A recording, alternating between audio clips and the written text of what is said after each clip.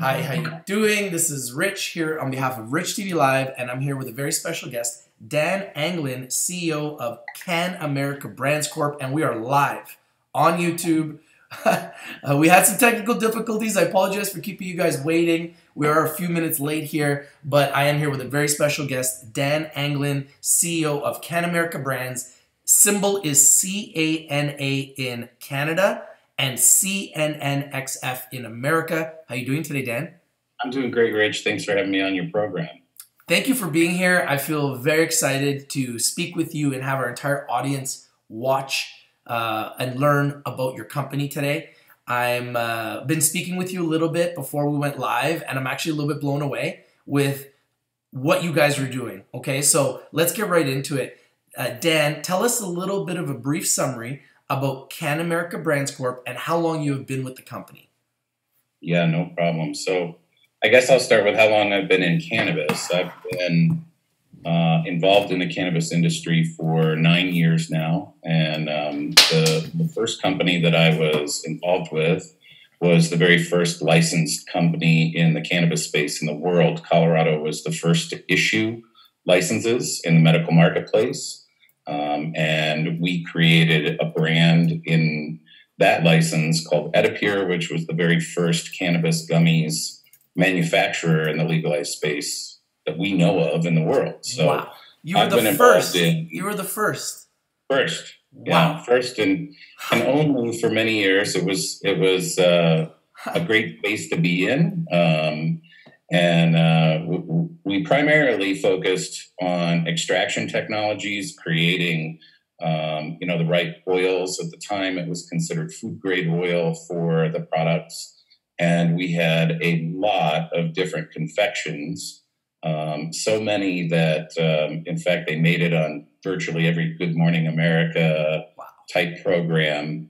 If you can remember back in the day, they put our products up against products that weren't infused, that looked exactly the same, and then asked 4- and 5-year-olds to tell the difference. Whoa. So if you can remember that, that's really what started the discussion about edibles and confections. And I wanted to create a product that was shaped like a pot leaf. In fact, I've got one of our products right here. And the purpose of that was to create something that parents and consumers and law enforcement agents would be able to recognize out of the packaging as an infused product. So the concept being that, these gummies were different than virtually any other product that's out there. This is shaped like a pot leaf. And then we created the opportunity to put a stamp on the product with edible ink. And so I left Edipure in 2015 and started a company called Americana. And that is the same company as CannAmerica is now. And we operated out of Boulder, Colorado. We were the #1 selling gummy for all of 2016. Wow. Some of our competitors, got some great money for marketing. And we went from a very small pool of competitors in 2015, 16 to a very extremely saturated market in Colorado in 2017. And that's when I realized that the only real way for our success to really be what we intended it to be was to expand into other markets. Smart. And I began to raise money on that. And I was having a lot of trouble both in the United States and in Canada because, we had Jeff Sessions, yes. as he was our comparing, he was comparing cannabis to heroin. He was making statements like large-scale drug dealers, distributors should be executed. And, Craziness. For my family, we thought he was talking about us. So, and so did investors, right? So I think it was a pivotal moment in time where I realized every state was an individual business that required individual capital and required somewhere between $8 and $15 million per state to start up. And so what I did instead, after coming to Toronto, hearing from the investors whose focus in 2017 was LPs, and square footage and, the concerns of 2 years ago. And they really wanted to be involved in U.S. businesses, but they didn't want to be involved in U.S. businesses that touched the planet. So I created an intellectual property company because what we had created was a real brand in the space that consumers can, connect with and have confidence in. And so we trademarked all of our slogans. I love it. We trademarked all of our imagery. We took all of our technology and all of our supply chain and dumped it into an intellectual property company. And in 2018, that became CannAmerica Brands Corporation. So my co-founder, Frank Falconer, and I created a company that we were able to then take public. And so we took our company public the day before Canada's legalization started. So wow. I believe the 16th, October 16th. October 18th. Was it 18th? Yeah, we went public October 17th. Nice. So, we really thought we had the momentum. We thought the timing was perfect. And I think what we have learned in the 5 months since we've been public is that the market changes every month as far as what its appetite is in the space and what its expectations of this space for performance are.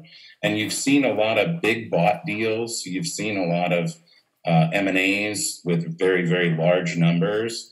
And you see a lot of revenues out of, companies that have multi-locations, whether it's multi-state or within one state, they have chain dispensaries or they have a lot of different assets. And what I think investors, when they look at this company, they don't really understand it because our revenues, we projected 5.1 million US for 2019. And they look at that number and they don't understand it when other people, other companies are doing 20 million a quarter. Well, that's on a royalty. So what we do is we provide the substrate, we provide the packaging, we provide the hardware for our pens, our cartridges, our wax, our shatter. We provide the equipment for, specific infusion or specific processing. We provide the training and we provide the marketing, and we take a royalty. So if someone sells 50,000 units, top line sales on that at $12 a unit is not our revenue. What is our revenue is the royalties on these. And it comes out to about 100 to 150,000 US per month per state on average. And so the business model really, in order for us to achieve all of our goals as a company, we continue to expand into other states. And I know you've got a bunch of other questions, but I'm a talker. So, one of the things I want the investors to understand and the people looking at this stock is you've seen a lot of LOIs, letters of intent on deals. And the way the cannabis industry works is binding is important in order to start the due diligence process. And what I've learned in the public space is that whenever there's binding elements of an LOI, I have to PR it, right? So while I'm what they call a OG in the cannabis space, this is my first rodeo in publicly traded companies. So I'm following everything the attorneys. Sorry to cut you off. How long have you been public? I want the people to know. Since October 17th of 2018. So 5 months, going on 6. 6 months these guys have been public. And how many shares do you have issued and outstanding? 52 million. 52 million shares issued and outstanding. And you're trading at what, 26 cents?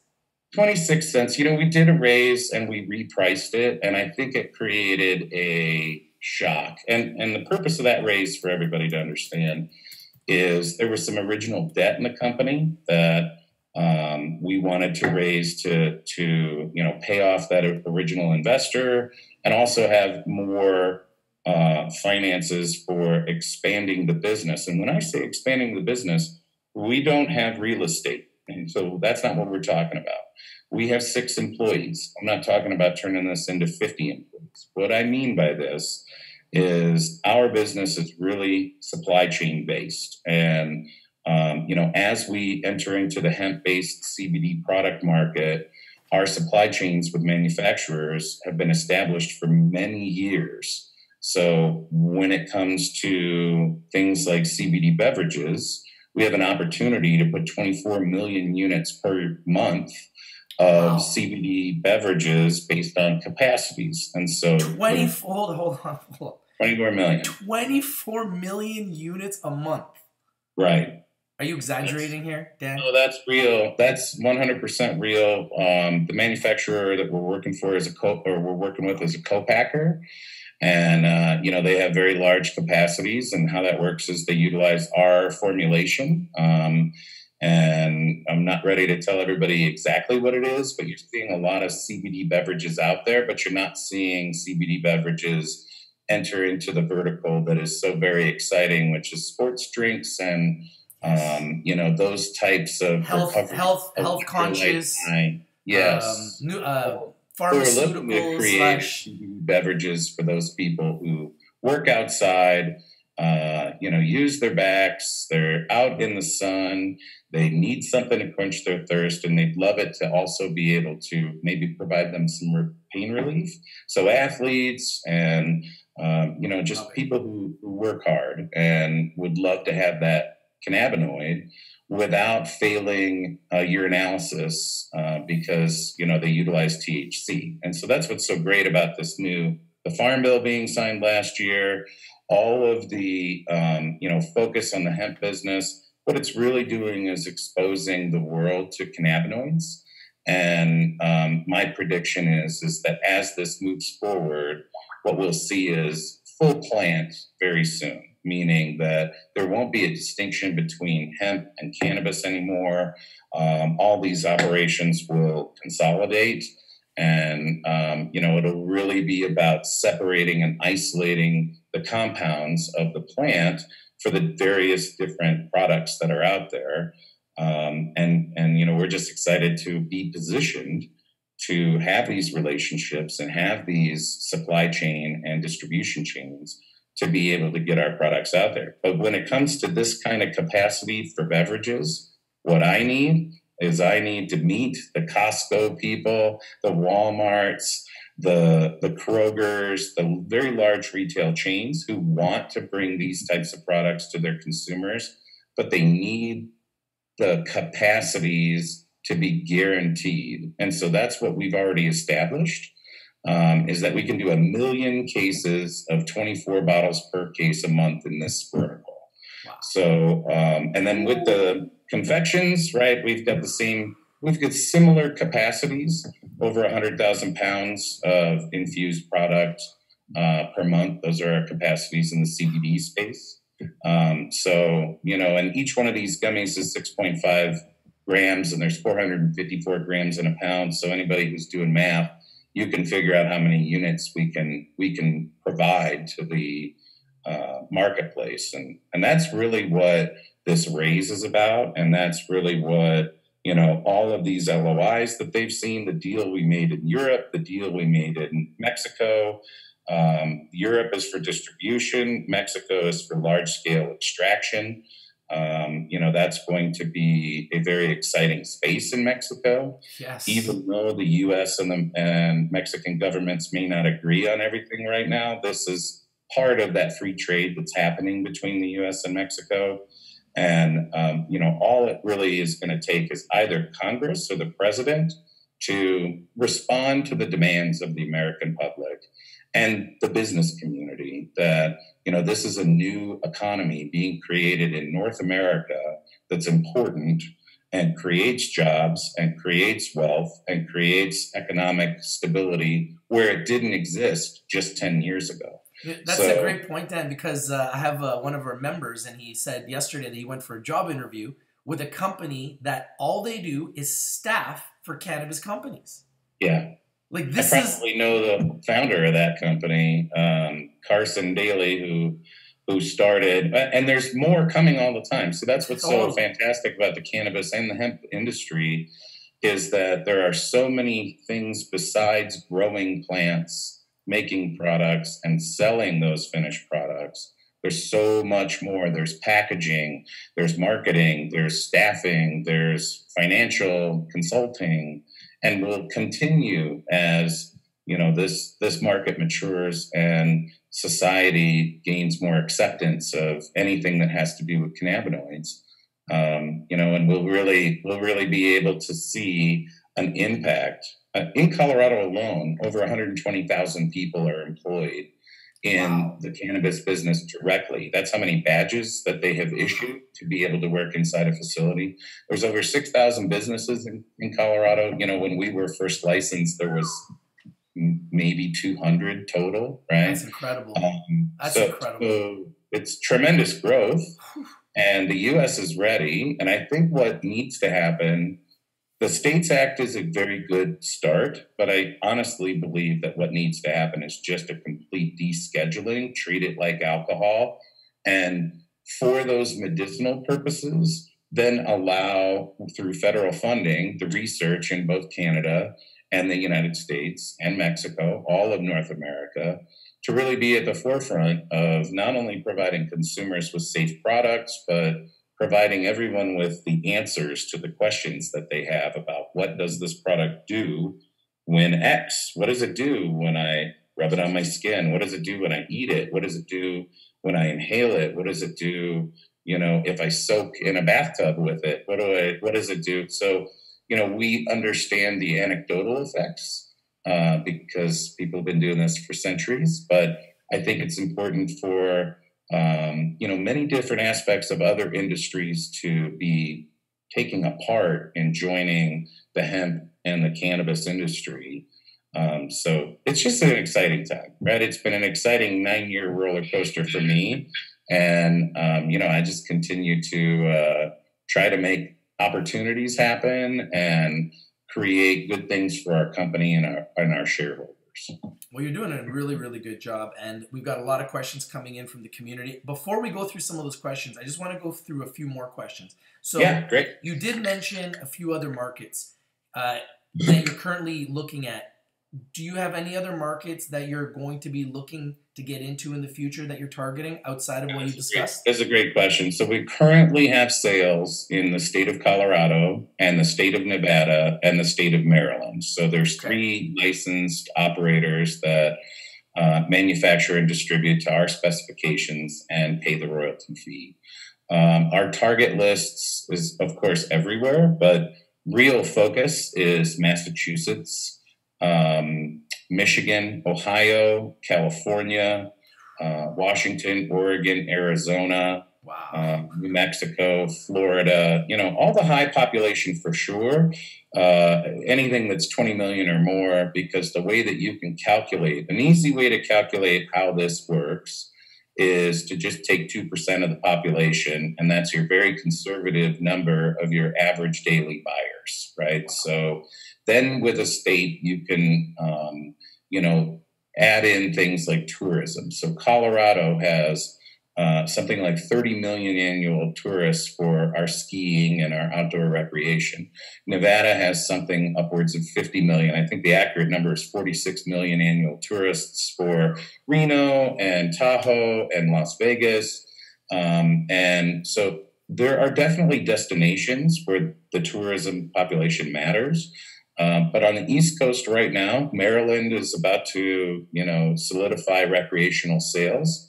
And I think because they have current operating medical sales, that they will be well positioned to get in front of New York or New Jersey and some of these other states that are trying to set things up. And with the fact that Maryland touches all those states, we have great faith that, our market share and our revenues will increase the moment that happens. But Massachusetts is extremely important because it's actually closer to New York City. Boston is in there. It's also, where the country was founded.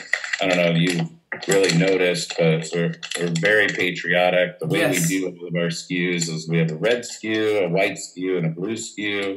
That's because I'm an old Marine. I was Desert Shield, Desert Storm, 88 to 92. And I was going to say, that looks kind of like, that's what they wear, right? Kind of. So this is a bastardized version of the aviation symbol from World War II, specifically public domain, that we have then further bastardized So, And you've trademarked that? That is your trademark? Yeah, we trademarked this. The original, and we trademarked the old one too. So this is the old packaging. Now this is the new packaging. We wanted to make it more portable and just keep products more fresh. But we also Dan, one quick question: are you only strictly doing CBDs, or do you deal with flower as well? In those 3 states, it's purely THC. CBD is all operational setup at this point. So we're making deals in multiple states. We're making deals. We made a deal with Invictus and CBD distribution for the U.S., Cerecea in Mexico, Winchester in Europe. And now we've begun to work with our supply chain for things like beverages. Again, how we like to operate is drop shipping.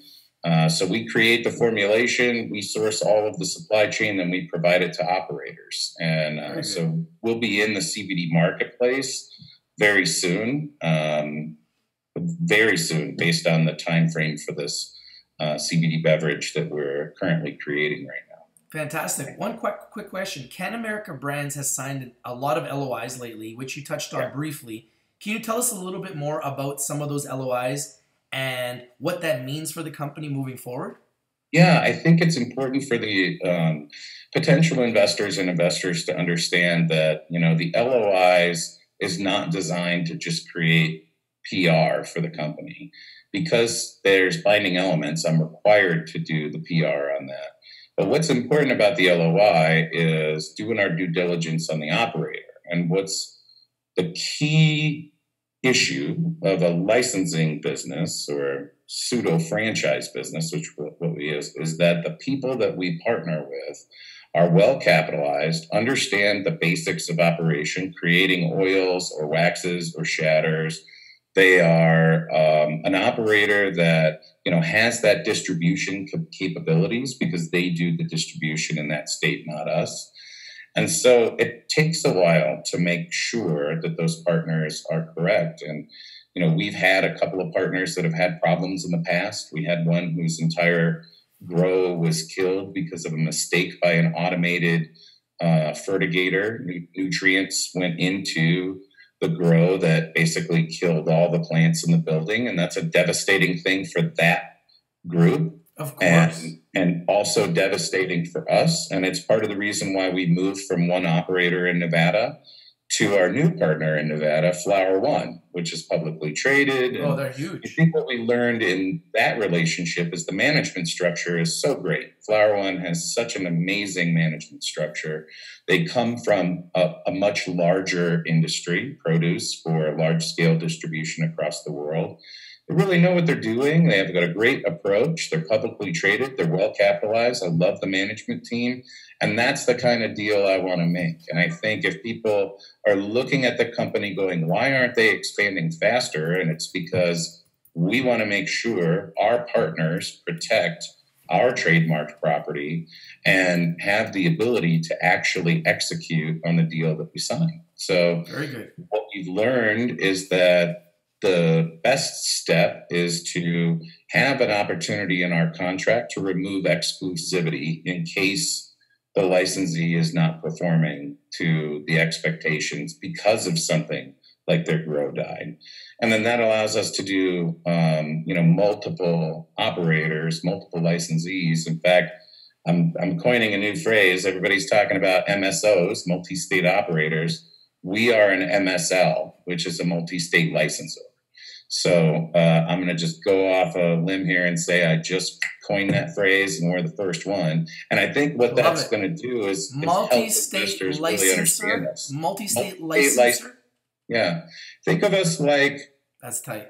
I like that. Any other franchise that you can imagine. McDonald's isn't actively running each location. Those are franchise locations where they license the property rights of McDonald's, and people have to follow their recipes and wear their uniforms and have their sign on the building. And that's exactly the relationship that we have with our licensors. They've got to follow our procedures. We have to provide them with the training. They have to utilize our packaging. They can only utilize our trademarked property for specific types of advertising. We control the marketing. So I'm blazing another new trail, right? Instead of opening up 50 different locations and having all the headaches of real estate and licensing fees and various lawyers in every state. What we're doing instead is creating opportunities for people who have operations and a license to add to their top line sales by bringing our brand in. And there are so many manufacturers and processors that want to be white labelers in this space, that what we're bringing to them is exciting. And so part of what we've done is we've tried to remove as many binding pieces of LOI as possible, so that we're not continuing to tell the market, hey, we're talking to somebody about a licensing agreement and the lawyers are making me PR this for everybody. And you haven't seen a definitive agreement yet because we haven't finished our due diligence. So, you'll see, I think, multiple definitive agreements drop within the next quarter. Nice. And then, I think I'm busy now. My team's going to be extremely busy. So, and hopefully it's all over the United States. And I look forward to Canada finishing out its rules too, because I'd love to bring our products into Canada, regardless of what products they allow. Hopefully they allow confections. Hopefully they make better strides in their regulations on edibles. In Canada, they're talking about... Apparently it's supposed to be legal by legalization date of 2019. So they're going to do the same thing, like October 17th, 2019. They're going to legalize edibles, apparently. So what they're talking about, though, is the whole package of being 5 milligrams. So what you can see on our package is the whole package is 100 milligrams with 10 pieces at 10 milligrams a piece. And this is the standard in the United States. So they want the packages to be like some tiny little... I don't know what they're going to do, 5 milligrams. What they're going to end up doing with that type of regulation is just push people to learn how to make their own edibles. And that becomes dangerous because there's a lot of science behind these products. Of course. And a lot of testing behind these products, homogeneity, potencies, etc. So I'm hopeful that Canada gets a few bits more pieces of information so that they don't make that mistake and make the overall package 5 milligrams. That's great. I want to ask you a quick question. You did mention this, but I want to go through it again because we're getting a lot of questions about your revenue. So can you give us like a little breakdown? We talked about it, about the revenue and how it works and how much you're kind of making month to month and what the potential is for 2019 and beyond. Because a lot of investors, we got 71 people watching right now, and they're really interested about the fact that your stock is at 26 cents in Canada, 19 in the US, 50 million shares. You're making millions in revenue, but the stock is so low. So it's like, this is a great opportunity to buy, most likely. So we just want to learn a little bit more about that revenue. But I've actually had some shareholders, mention that I needed to be on your show and other shows like yours. So thank you for having me. Hey, happy to have you. And just so you know, before you start, a lot of our members are really excited. They really like you. From what from hearing is they really like you. They like the company. I'm getting a very good vibe from the entire community. Haven't heard one person say anything negative about your stock so far, just so you know. So continue. That's great. Thank you. I mean, I think our stock is confusing people, right? Because our revenue, so we're projecting 5.1 million for 2019. And when you compare that to just about any other cannabis company, what an investor probably says to themselves is, what is going on with this company? I've got shares in another company that makes 5 times that in a quarter. Well, the difference is EBITDA, right? So I'm getting a royalty clip off of that top line sale. And that's what makes the product attractive to operators is, let's just say they pay me $3 per package for this and they sell it wholesale for 12, and then retailers turn around and sell it for whatever, $25 to $40, depending on whether if you're in the mountains of Colorado or downtown Las Vegas, which is the retail price is different. So you're seeing retailers who have all of that top line sales at the retail price point, and you're seeing wholesalers who have maybe more brands than just mine. They've got their own brand, or maybe they're white labeling or co-packing, and they've got 8 or 9 other brands in there. So all of that revenue combined, again, that would be $12 a unit that you're seeing. And then for us, it's $3 a unit. But our EBITDA is 67%. right? So to break that when down, sorry to cut you off, but to break that down, guys, and we were talking about this earlier. So at 67% of 5.1 million, your profit is roughly 3.5 million. Is that correct? that's correct. And that's not our cash on hand, because we continue to make investments into the company to expand. Because when this company is just really exciting to everybody looking at the numbers is when we hit our 7th state. So my COGS on these bags get spread out across 6 different marketplaces, and our margins, right now it's spread out across 3. So if I was just in Colorado, this is an expensive piece of packaging. I would be probably almost at breaking even or taking a loss for my COGS to actually make this and distribute it.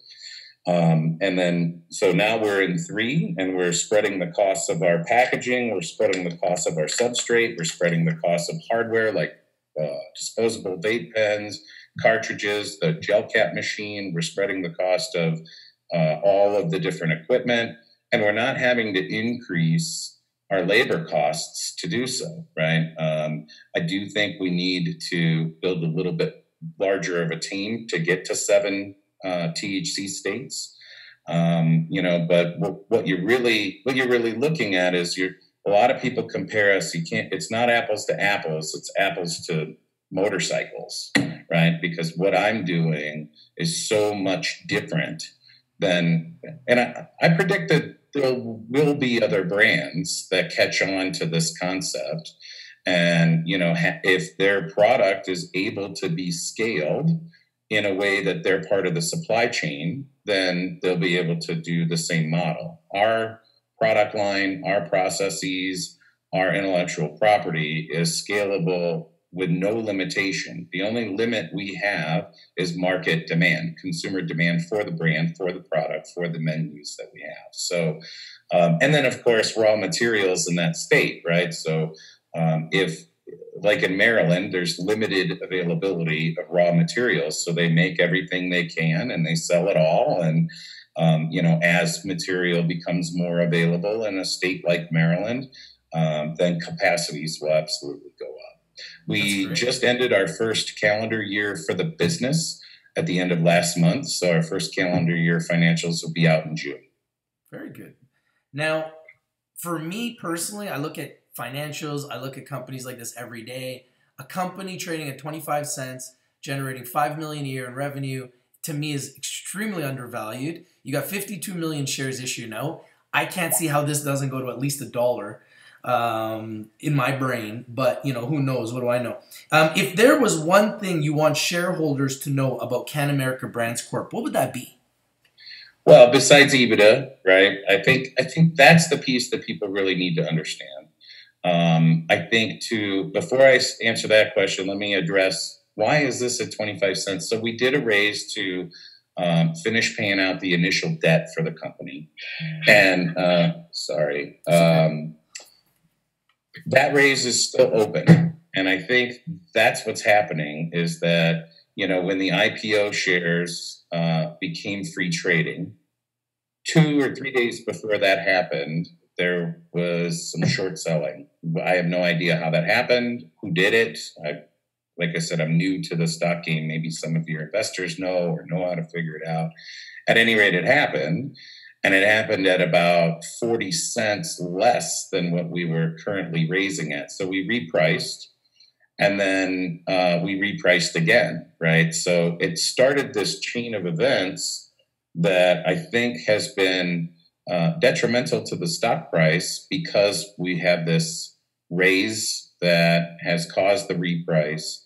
And we're getting excellent advice from the people that we're working with on these things. And I think we're going to close the book on this raise and come back to the market as just a company that's trying to accomplish its goals. Instead of what I really wanted to do was to put some working capital in the company, get rid of that small debt that we're holding, and potentially have some capital to be able to acquire a couple of other brands to put under our umbrellas. Because the concept is we're a branding company. We provide licensing. we can then not only bring our brand to our licensees, but also other brands in other verticals, or similar verticals, but at different price points. But I think right now our focus is just let's refocus to expanding the business. And I think the stock market will respond well.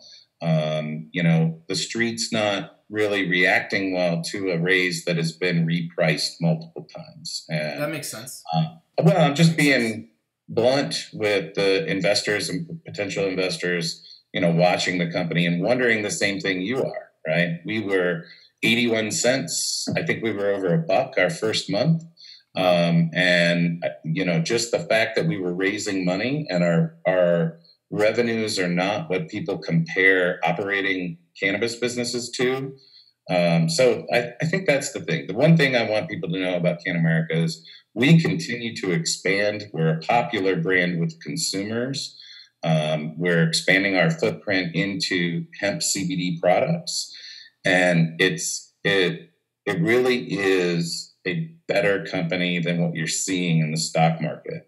And I think once investors, more shows like this, more educational opportunities, more discussion with current investors, potential investors, I think once they understand what it is that we do, they will definitely get excited about us. Absolutely. I think organic traffic is extremely important. But I also think, and it's something that I've talked to a lot of public companies about that have had this issue, there's two different companies. There's your private business and there's the public side. And a lot of people that are coming from the cannabis sector, and I've been in this industry for a long time, like the public side, and I've seen the cannabis sector privately for many, many years being here in Canada, because it's been around, especially here in Vancouver, forever. So to take someone who's run a private business in the cannabis sector for a long time and have them run a public company when they don't understand the dynamics of the markets, because the markets are really filled with a lot of wolves or sharks. And what happens is when they see that there isn't a large institution involved in the stock and it's just retail investors, they'll crush it. So what the next level is for CannAmerica Brands, and if there's any large institutions that are watching, call Dan. And what you need is you need to get one or two of those bigger institutional guys, and you're a fully reporting bulletin board company and you're making revenue, so it shouldn't be that difficult. And just start doing even some road shows and start looking for some big funders that are interested in the cannabis sector, that want to take a piece of your float. They want to own a section of your stock. Now what happens is they get into the stock, they make it liquid, they make it very vibrant, they make it trade because they have shares, and then they have an incentive to make sure it goes up.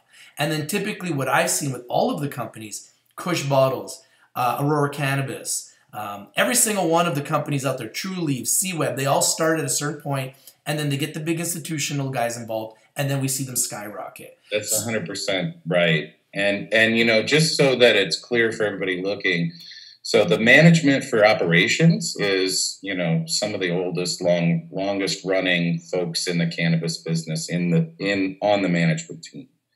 And the board of directors, like Nitin Casual, is someone who has been involved in the public markets for a long time. Great. Very well respected. He's our board chair.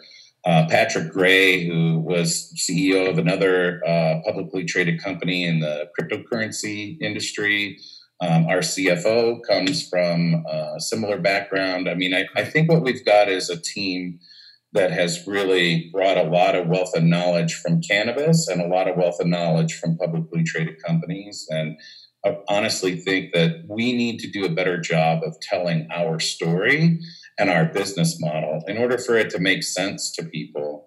And it gets difficult when you're still operating like I am, right? So I'm still running the business while also trying to promote the publicly traded company, while also still trying to promote policy. My background in cannabis is I was a lobbyist for 10 years before I got into cannabis.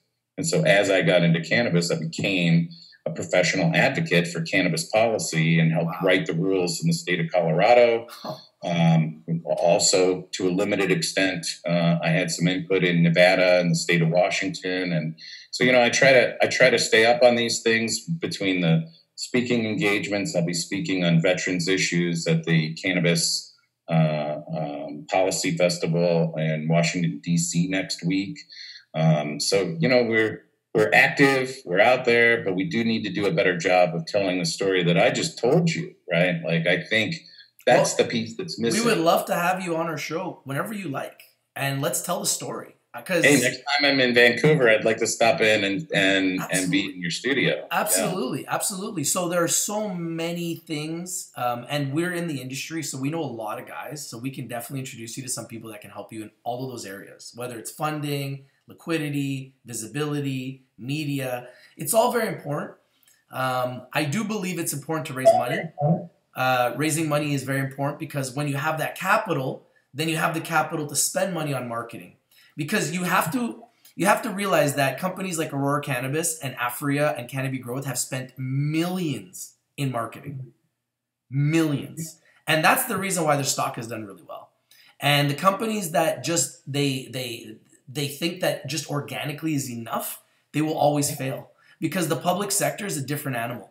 You can't get that stock up by just hoping it's going to grow organically. There has to be a plan. Has to be. There has to be a marketing plan. That's why you see a lot of these companies put out press releases almost every day. And some of these companies are building very large, high-profile teams, right? And now strategic partnerships are the new real focus, especially in the hemp side. And right now, for me, athletes and celebrities who have actual authority with consumers, like Martha Stewart. To me, Martha Stewart was one of the best partnerships that I've seen in the cannabinoid space. Huge. She's got so much authority with millions and millions of households. She speaks directly to both the male and female demographic. She's got some credibility in her relationship in cannabis with Snoop Dogg, and she's seen some hard times. I really applaud them for the relationship that they've done, and I think we're seeing a lot of companies rush into as many celebrity branding, co-branding as they can, and it really makes sense to me to really pick someone that either has authority in that space. I see Tony Hawk just got involved in a CBD space. I'm an old skateboarder from the 80s. And so, that one speaks to probably my demographic, guys who've fallen off of skateboards for many years, who would love to have some relief from their pain. So I think it's about smart, strategic, partnerships, but also now what you're talking about is bought deals and companies that are lining themselves up with one another. And I think to your point earlier about the street having specific, ideals about what these are, is that always the best for the cannabis company? And do the consumers care? And maybe that's something that I think is missing in this early stage of all of the publicly traded companies, is that these things look really big to politicians, or they look really big to business folks, but are consumers actually buying their products? And do they have that consumer loyalty to that brand? And that's what we've been building for years, just like many other Colorado, Washington, and California brands, right? So for us, I think it's important for us to continue to strategize our next steps based on what's best for the company.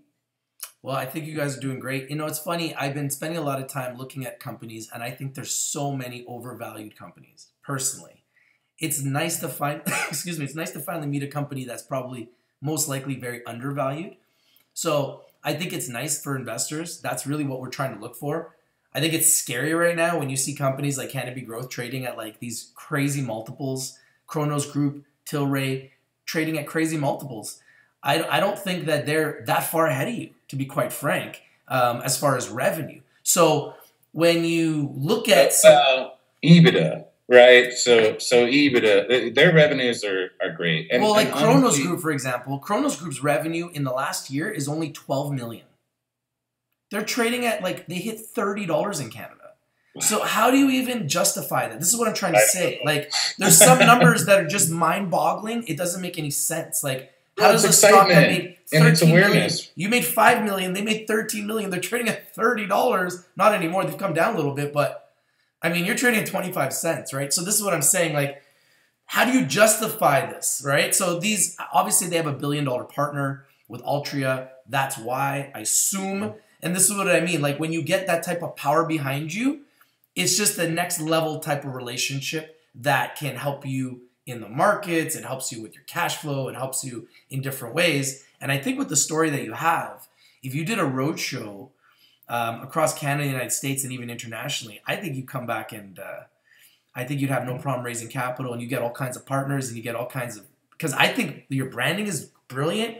I love the brand of the free, because that's what we talk about at Rich TV Live. We talk about getting freedom. We talk about trading to get freedom. Why do we buy stocks? Because we want freedom. Your story and your message is very similar to our message at Rich TV Live. So I feel a lot of synergy here, and I'd love to be able to help you in whatever capacity you need help with.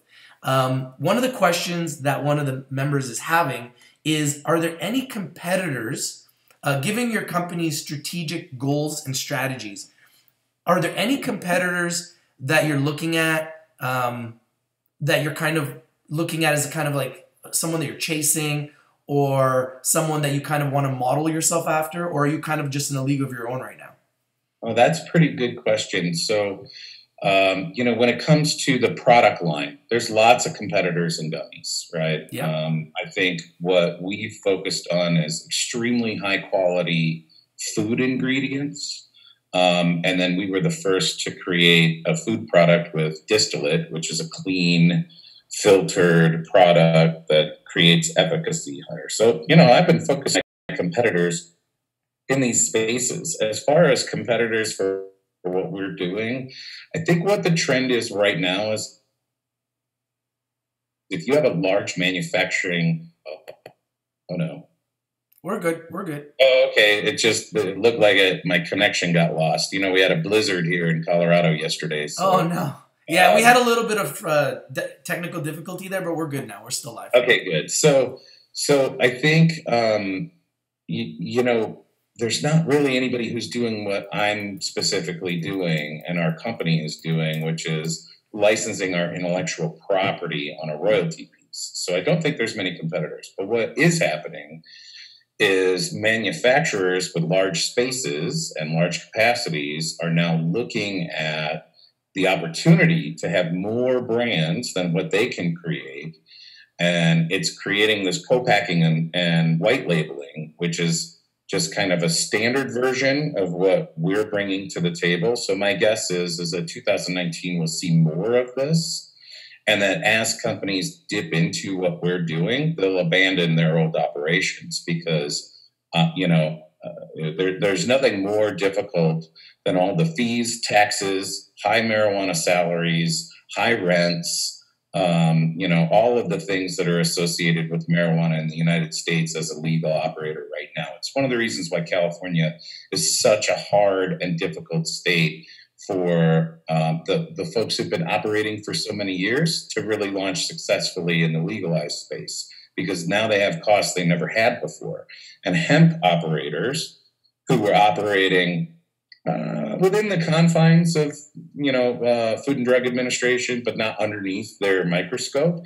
Now that the Farm Bill has passed, now there's new methods to their business. And this is why it makes sense to have cannabis operators like us who've done nothing but operate under these regulations to get into these partnerships or get into this space, so that as the FDA and the EPA and other federal organizations get involved in this and start putting more regulations, things like good manufacturing practices, so GMP kitchens and Class 1, Division 1 extraction facilities, and on and on and on, safe transport. Long answer, shorter, I guess, is I don't think there's anybody doing what we're doing. But as people realize what we've done, they'll want to do it too. Very good. Now we're almost live for an hour, so we're gonna go here pretty soon. I've really enjoyed. Sorry. Oh, it's okay. I really enjoyed speaking with you today. I'm very excited about your company. I know a lot of our members that are watching are very excited about your company, and we want to wrap this up so I can share it on all social media, so we can really get the word out about your company while it's still so cheap. One last question: what is the best way for shareholders and anyone interested in CannAmerica brands to get a hold of you and the company if they're interested in investing, if they're interested in products, if they're interested in doing a merger and acquisition. Anyone, an institutional investor, a high net worth investor, how to get a hold of you, Dan? So the absolute best way for shareholders to find out information on the company is to contact our investor relations. So you can find our investor relations contact information on our Pubco website, which is CannAmericaBrands.com. And then our product information and licensing information for people who are either single state operators or multi-state operators that are very interested in having this product, this system brought into their space. They can, go to CannAmericaCO.com. That's where the product space is. But I can be reached at Dan@CannAmericaBrands.com. And I'm not always the fastest responder because I'm the chief executive officer. I'm operating. I'm doing interviews. I'm working with shareholders. You're a one-man band. I love it. We try to keep it lean and mean, right? That's really that. What we're trying to do. I like that. You have to. You have to. So the quickest response is through our investor relations, which they can just go on to CannAmerica Brands and submit their name, phone, and email, and somebody will get back to them, or send an email to info@CannAmericaBrands.com, and someone will get back to them much faster than I will. But if they put in their title that they're interested in licensing the product, I or my co-founder, Frank Falconer, will get a hold of them right away because, of course, we want to pursue every business opportunity we can find. That's great. Well, you know what? I'm really impressed, Dan, in everything I've learned about your company today. I hope we can have you on our show again soon. Anyone that is watching, guys, put CannAmerica Brands on your watch list. Make sure it's on your radar. It's a company that I believe is extremely undervalued, okay? Working in America, trading at 25 cents in Canada, 19 cents in America, 52 million shares issued outstanding. Tight flow, tight share structure. You can see the CEO is very heavily involved in the cannabis sector, knows the business, believes in the business, has a passion for the business, which I think is a big part of this. And I'm very impressed, honestly, Dan. I think you guys are going to do very well, and we hope to have you on our show again soon. Thank you, Rich. I think the last thing I'd like to say is we've always conservatively valued the company. We came out at a $15 million valuation, right? So, this is what we've done from the beginning of the founding of the company, is to focus on what we can accomplish and to not give people so much blue sky that it sounds too good to be true. And I think that's confusing the street, right? Because they're so used to that. They're so used to everything being overvalued. It's hard to find a cannabis stock that's undervalued. It is. Most of them are overvalued. They're trading at 40 times, right? I know that Tilray, when it hit $300, it was trading at like 400 times or some crazy, revenue. So they just don't make any sense. And I gave you an example of Kronos Group, which makes no sense. So I'm really excited to see the progression of your company, continue all the great work you're doing, and we'll be watching here at Rich TV Live. Thank you, Rich. We're going to leave with a little bit of music here because that's just kind of what we do. I think the stock's going to go straight up, guys. Now remember, I'm not a licensed advisor. Do your due diligence, do your research before you invest in anything that we talk about on Rich TV Live. But I like it. If you're not winning, you're not watching. This is Rich from Rich TV Live with Dan Anglin, CEO of CannAmerica Brands Corp. Have a nice day, everybody. Thank you for watching. And we're out. See you later. Thanks, Dan. Thank you.